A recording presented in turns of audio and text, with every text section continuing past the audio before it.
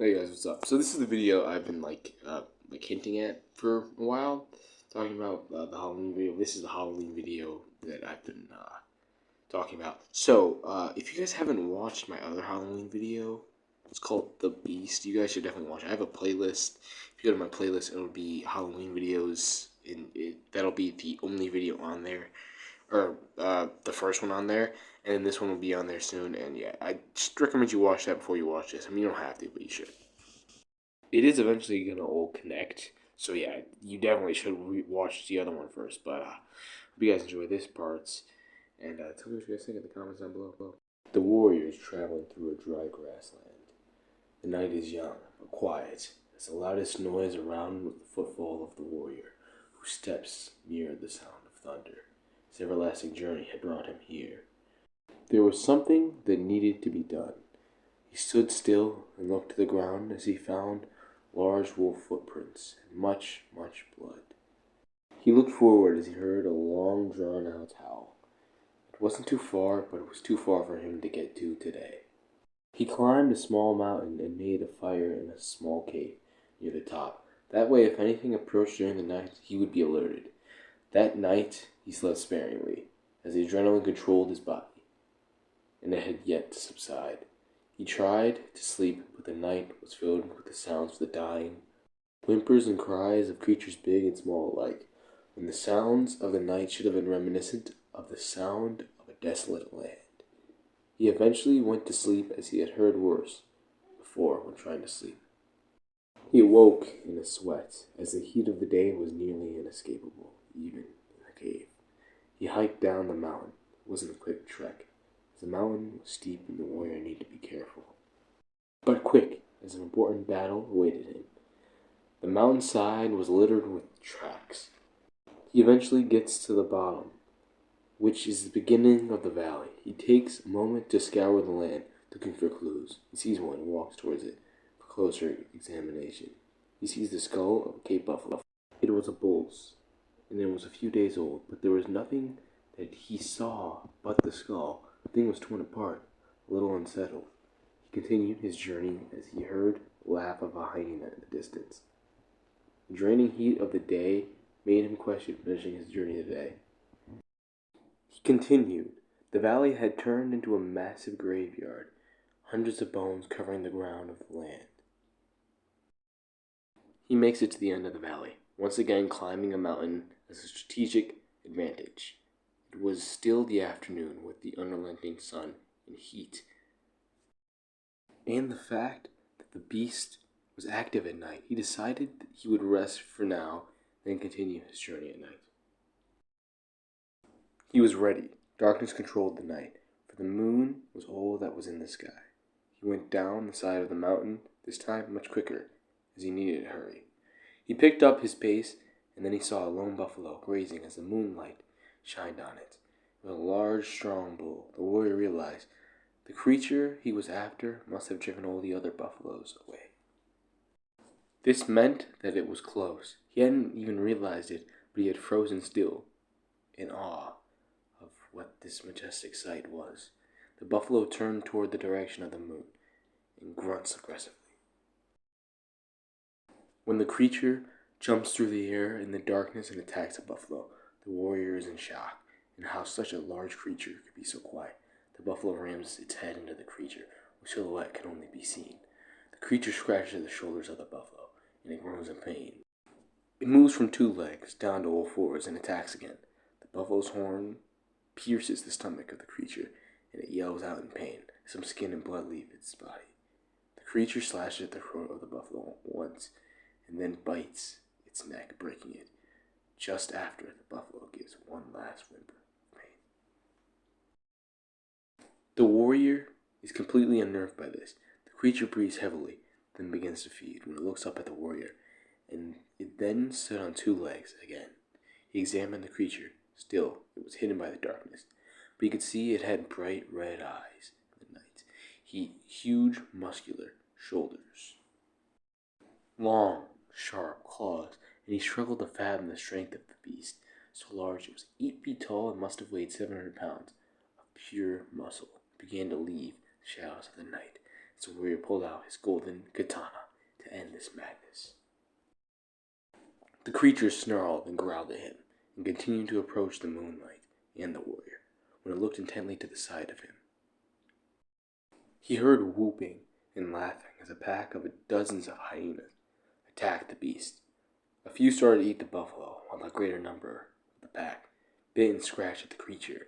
The warrior figured he could leave, as the creature was destined to die now. The hyenas tore into the creature's flesh, through its thick fur, as it yelled out in pain, knocking 5 of them off of itself. Moving back to all fours, it slashed the hyenas in the face. Some tried to flank it. The creature turned and pivoted to meet the pack wherever they decided to attack. It grabbed one hyena, killing it with its strong jaws.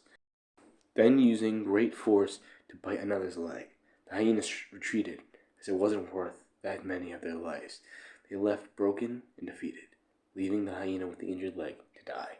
The creature picked up the buffalo body and left, carrying it elsewhere, to a more secluded place to feed. The warrior, shocked and in some fear, decided not to pursue. He made a fire, went to a nearby pond, got some water to drink, and captured some fish to eat. He then noticed a hyena struggling to walk.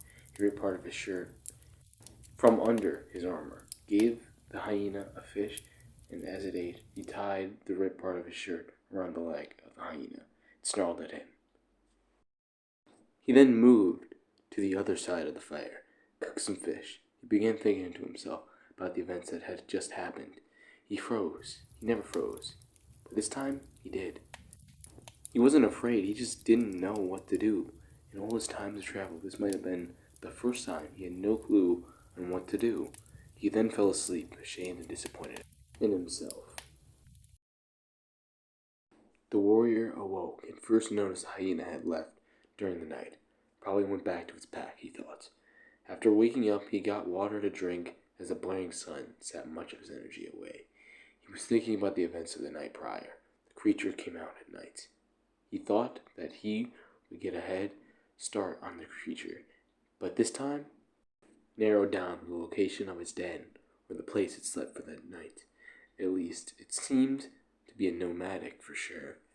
Then, when he found it, he would fight it. At night, going into the den, catching it off guard. He began the march towards ending fear once again. He traveled through the hot scrubland. It was a quicker journey than he thought. He reached an area with small mountains that paralleled the desert with its almost orange color from its sand-colored stones, only covered by the patches of green shrubs. It was cooler and less dry. Down the slopes of the mountain was a dry ravine, maybe 7 or so feet wide, he thought, but 12 feet deep. He scouted the area some more. The creature must be careless, for the bones of the buffalo were all over the entrance of the large cave. He waited by a tree. He knew the wolf was here. He planned to end it at dusk. Dusk came. Night was soon to be encroaching.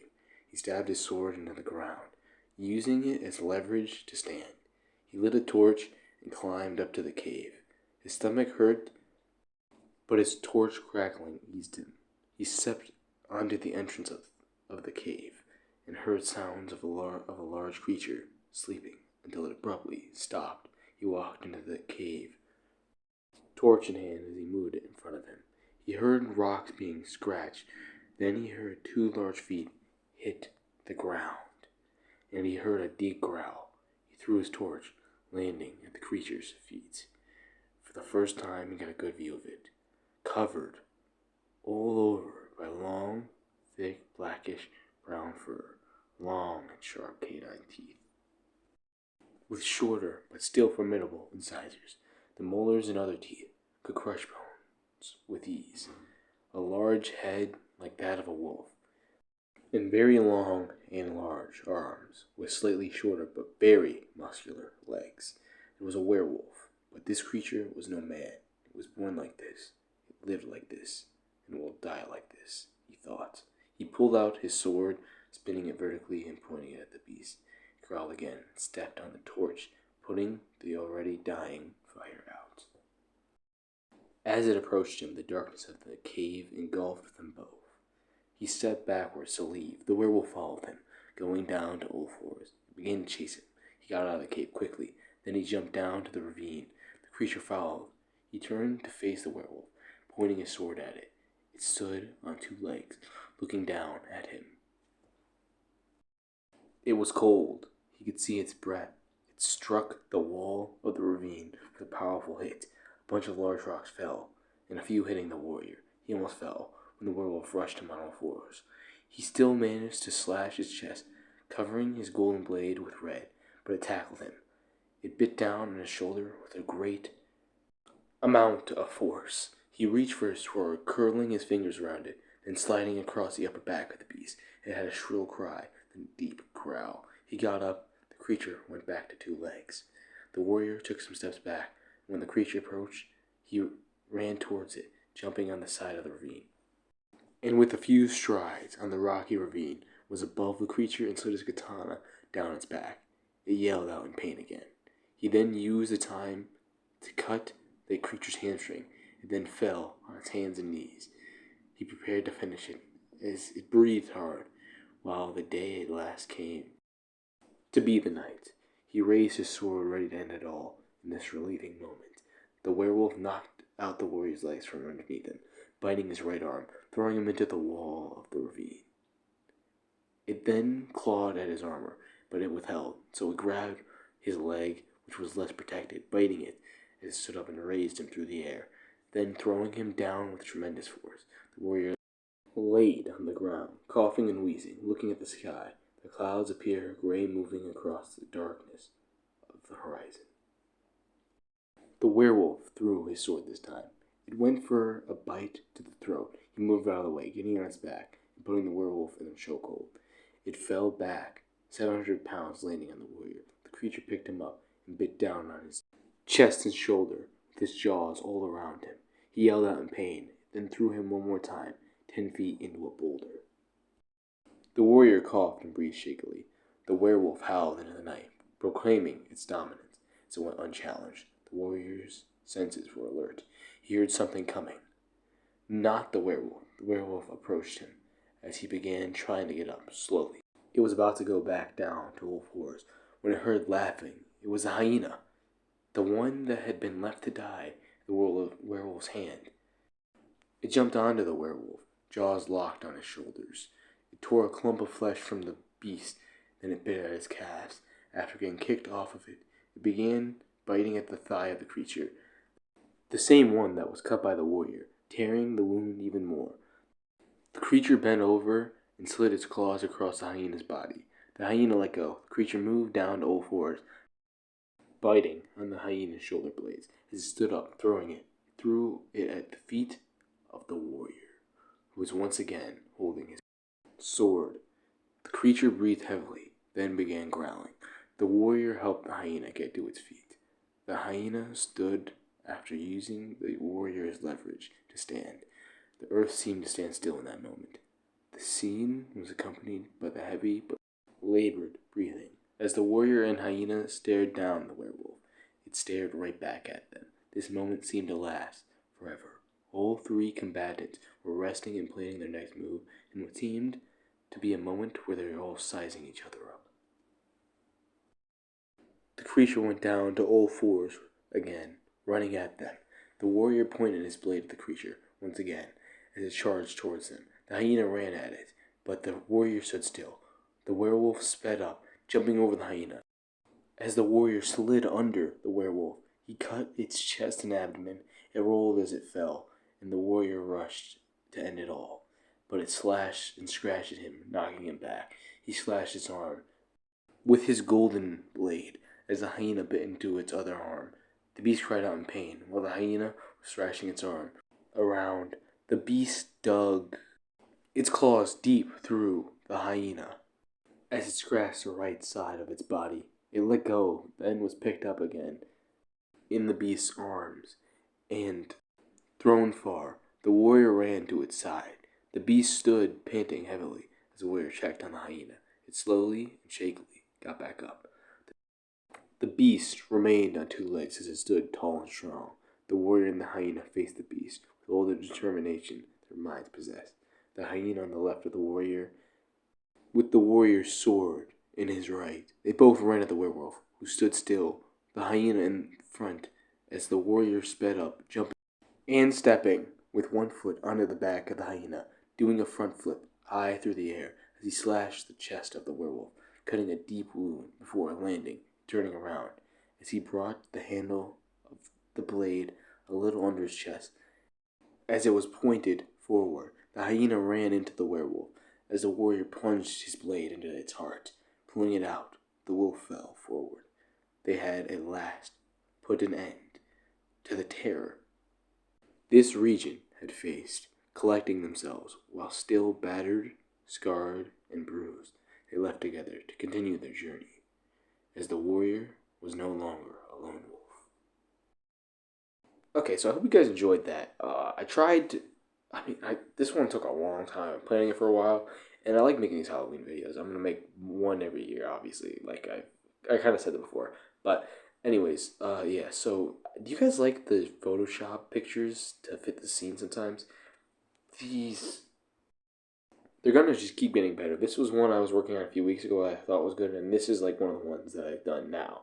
This is the thumbnail of my other video that I posted a day ago, and it was blown up. But yeah, anyways, hope you guys enjoyed, and tell me in the comments what you guys would like to see about more Photoshop in the videos in the future. Like, I kind of got the idea from Star Wars Theories channel. Like his editor do the Photoshop. I gotta do it instead for me. But still, I think it might be worth it making the video that much more entertaining. But you guys tell me what you guys think in the comments down below. See you guys, bye.